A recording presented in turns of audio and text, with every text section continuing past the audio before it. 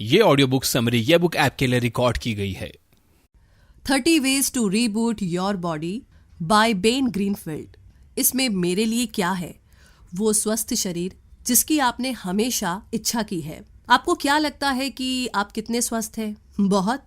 शायद आप हर कुछ महीनों में मैराथन नहीं दौड़ते, लेकिन आप शायद काफी हद तक स्वस्थ हैं, जो कि ऐसा वर्ग है जिसमें अधिकतर लोग अपने आप को पाते हैं। हो सकता है कि आप एक बहुत अच्छे एथलीट न हो, लेकिन आप अपने आप को शेप में रखने के लिए काफी हाथ पैर हिला लेते हैं, और ये आपके लिए ठीक भी हो सकता है। लेकिन क्या आप जानते हैं कि बस कुछ बदलावों से आप आसानी से एक बहुत ही स्वस्थ व्यक्ति बन सकते हैं? जिन चुनौतियों को पूरा करने के बारे में आपने कभी सोचा नहीं था, आप उन्हें हासिल कर पाएंगे। तो ये सबक लेखक के 30 आसान तरीकों से फिट, मजबूत और स्वस्थ व्यक्ति बनने के तरीकों को बताता है। तो यहाँ पर आप सीखेंगे कि आपको बिजली के प्रदूषण से सावधान क्यों रहना चाहिए, क्यों कोई भी व्यायाम एक अच्छी रात की नींद जितना जरूरी नहीं है, और माइक्रोवेव कैसे चलने में आपकी सहायता कर सकता है। पहला सबक, अपने स्वास्थ्य और फिटनेस के लक्ष्यों को बढ़ाने के लिए ये पता कीजिए कि आपकी किन आदतों ने आपको रोक रखा है। इस सच्चाई को आप मानिए कि आप जितना फिट होना चाहते हैं उतने फिट नहीं है, पर इसका मतलब ये भी नहीं है कि आपको हार मान लेनी चाहिए। पहला कदम है ये सीखना कि क्या सही किया जा सकता है। क्या आप काफी ज्यादा प्रोसेस्ड फूड खाते हैं, बहुत ज्यादा शराब या कैफीन वाली चीजें पीते हैं, या अनावश्यक पैरासिटामोल या अन्य दवाइयां लेते हैं? तो ये वो बुरी आदतें हैं जिनकी वजह से क्रॉनिक इन्फ्लेमेशन हो सकता है और आपके शरीर को नुकसान पहुंचता है। तो इन खराब खानों से आपके पेट पर असर पड़ता है। आपको शायद पता ना हो, पर आपका पेट आपके शरीर के सबसे जरूरी सिस्टम में से एक है, और ये आपके इम्यून सिस्टम का 3/4 बनाता है। और फिर भी बहुत से लोग अपने पेट की अच्छे से देखभाल नहीं करते हैं।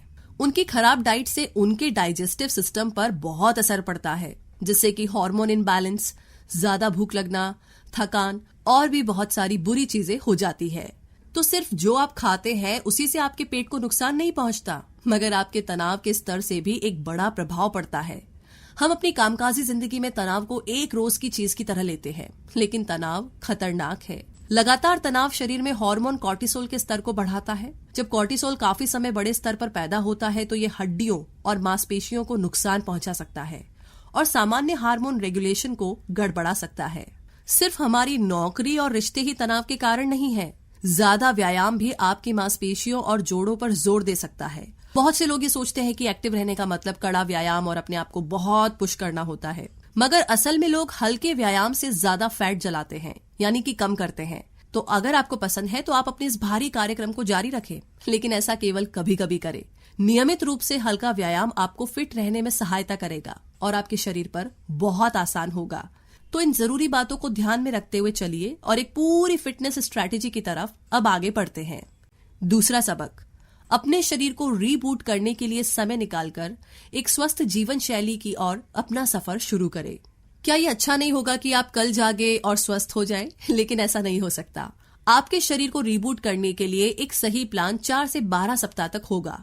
तो चलिए पहले कदम से शुरू करते हैं, आपके शरीर का आंकलन। यदि आप डॉक्टर के पास चेकअप से बच रहे हैं तो अब अपॉइंटमेंट बुक करने का समय है। जी हाँ, ब्लड टेस्ट से लेकर के अपने परिवार के रोगों की हिस्ट्री की जांच अच्छी रहती है। ये चेकअप आपको समस्या की पहचान करने में मदद करेगा। आपको सावधानियां बरतने की जरूरत हो सकती है। पता कीजिए कि क्या आपके परिवार में लोगों को डायबिटीज है, या फिर क्या आपका थायराइड 100% काम कर रहा है। और आगे अगला स्टेप है एक प्लान बनाना। आपके हेल्थ गोल क्या है? क्या आप एक निश्चित मात्रा में वजन कम करना चाहते हैं, मैराथन भागने के लिए फिट होना चाहते हैं, या फिर जंक फूड छोड़ना चाहते हैं? तो अपने लक्ष्य को निर्धारित कीजिए और इसे ऐसे कामों में बांटिए जो कि आप एक दिन में पूरा कर सकते हैं। हर हफ्ते कुछ मात्रा में सब्जी खाने से लेकर के 1 घंटे के लिए कसरत करने तक। लेकिन आप ट्रैक पर कैसे रहेंगे? नापने से। जी हाँ, अपने लक्ष्यों को देखिए और तय कीजिए कि आपकी प्रगति का पता लगाने में कौन से मैट्रिक सबसे ज्यादा काम आएंगे। एक मैट्रिक आपकी हार्ट रेट वेरिएबिलिटी हो सकता है, जो कि ये दिखाता है कि जब आप व्यायाम शुरू करते हैं तो आपका दिल कितनी तेजी से प्रतिक्रिया करता है। मतलब ये कि जितना ज्यादा उतना बेहतर। तो आगे बात ऐसी है कि जो आपका पेट है उसका एक बहुत ही महत्वपूर्ण योगदान है। तो इस हफ्ते आपके शरीर के सभी बुरे सामान को साफ करने का मौका है।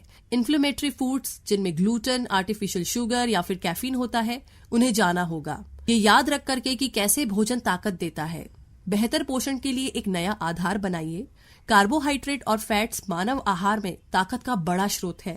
हम ताकत के लिए कार्बोहाइड्रेट पर भरोसा करते हैं, जिसकी वजह से हम जितना चाहिए उससे ज्यादा कार्बोहाइड्रेट लेते हैं और इससे हमारे शरीर में फैट जम जाता है और इससे एलर्जी और दूसरे मामले भी हो सकते हैं। तो हेल्दी फैट से ताकत लेने की कोशिश कीजिए और अपने कार्बोहाइड्रेट लेने को कम कीजिए। तीसरा सबक, अपने शरीर को रीबूट करने के बाद अपने स्वास्थ्य और फिटनेस दिनचर्या में नए तत्वों को लाएं। तो आपने एक स्वस्थ शरीर के लिए नींव तो रख ली है, लेकिन अब क्यों रुके? अभी पाने के लिए बहुत कुछ बचा है। सीखिए कि स्वादिष्ट चीजों को कैसे और सस्टेनेबल तरीके से खाएं और अपने शरीर को अगले स्तर तक ले जाएं। खाना मजेदार होना चाहिए और एक सीमित आहार खाना हालांकि रीबूट के दौरान उपयोगी है, लेकिन आपके स्वास्थ्य के लिए लंबा समाधान नहीं है। अलग अलग तरह के भीगे हुए, अंकुरित या खमीर युक्त गेहूं और अनाज भी आपके खाने के लिए ठीक रहेंगे। क्विनोआ भी अच्छा है। डेयरी भी आपके आहार का एक हिस्सा हो सकता है। सोया की खमीर युक्त किस्में जैसे कि टेम्पे भी अच्छे हैं। ब्लैक कॉफी दिन की शुरुआत करने का एक बढ़िया तरीका है। तो पिछली बार की तरह ही इस बार भी माप जरूरी है, यानी कि मेजर करना। इसीलिए इस बात का ध्यान रखिए कि आपका शरीर नए खानों की तरफ कैसे प्रतिक्रिया देता है। हर किसी का पेट अलग होता है। हो सकता है कि जो दूसरों के लिए काम करे वो आपके लिए काम ना करे।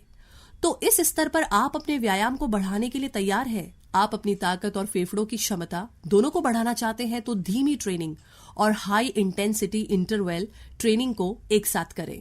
इस स्तर पर जरूरी है कि मूवमेंट को आपके दिन का एक जरूरी हिस्सा बनाकर अपनी एक्टिविटी लेवल्स को ऊंचा रखें।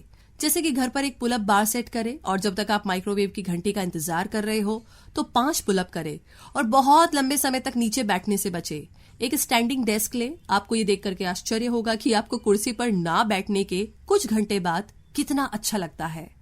आप सहकर्मियों के साथ व्यायाम करके या फिर रनिंग ग्रुप के लिए साइन अप करके अपने सामाजिक जीवन में मूवमेंट ला सकते हैं।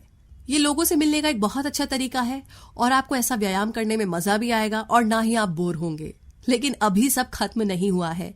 अगला चरण आपके जीवन को स्वस्थ और आसान बनाने के बारे में है। चौथा सबक, स्मार्ट व्यायाम और ठोस दिनचर्या के साथ अपने शरीर को जीवित करें और बिना किसी रोग के जिए। यदि आप इतना कर सके तो आपका शरीर पहले से बेहतर काम कर रहा है। अगर आप चीजों को और आगे ले जाना चाहते हैं तो ये फिर से जिंदा होने का समय है। अपने ट्रेनिंग रूटीन में नई चीजें डालने की शुरुआत कीजिए।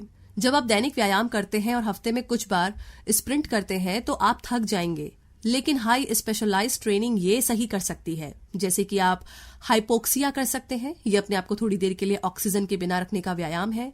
आप ये बिना सांस के 25 मीटर तैरने से कर सकते हैं। ये आपको ताजा रखने में मदद करेगा और आपके शरीर की उम्र बढ़ने के तंत्र से लड़ेगा। आप स्टेमिना बनाने के लिए नई रणनीतियां भी टेस्ट कर सकते हैं। शुरुआत में बहुत कुछ नहीं करना चाहिए, लेकिन अब आप बहुत अच्छी फिटनेस हासिल कर चुके हैं। आप आगे के लिए तैयार हैं। कम से कम महीने में एक बार और सप्ताह में ज्यादा से ज्यादा एक बार अपनी अधिकतम क्षमता के हिसाब से व्यायाम करें। बस ये देखिए कि आप अपने शरीर को सही होने के लिए समय दे रहे हैं। जब तक आपका शरीर खुद को नियमित रूप से सही नहीं करेगा तब तक आप मजबूत नहीं होंगे। इसीलिए आपको अपनी जीवन शैली में भी बदलाव करना होगा, जैसे कि नींद को बहुत जरूरी बनाकर। एक अच्छी नींद अच्छे स्वास्थ्य के लिए बहुत जरूरी है और सोने के समय मस्तिष्क और शरीर अपने आप को सही करते हैं। 8 घंटों की नींद कम से कम लेनी चाहिए और इससे कभी समझौता नहीं करना चाहिए। जो लोग इससे कम सोते हैं उन्हें स्वास्थ्य संबंधी समस्याएं विकसित होने का खतरा होता है। तो बेहतर नींद के लिए एक ट्रिक है बिजली प्रदूषण से सावधान रहना। जी हाँ, चूंकि आपकी कोशिकाओं की न्यूट्रिएंट्स को सोखने की क्षमता उनके वोल्टेज पर निर्भर करती है, इसीलिए महत्वपूर्ण है कि आप बहुत सारे इलेक्ट्रिकल करंट वाले क्षेत्रों से दूर रहें। आप अपने डिजिटल उपकरणों को बंद करके ये कर सकते हैं। और इस अंतिम चरण में याद रखने वाली एक आखिरी चीज है और ये आश्चर्यजनक हो सकती है। यदि कभी भी आपको केक का टुकड़ा दिया जाए और आप खाना चाहें तो कभी कभी ऐसा करना ठीक है। कभी कभार ऐसा कुछ खाना जो स्वस्थ नहीं है दोषी महसूस करने की बात नहीं है।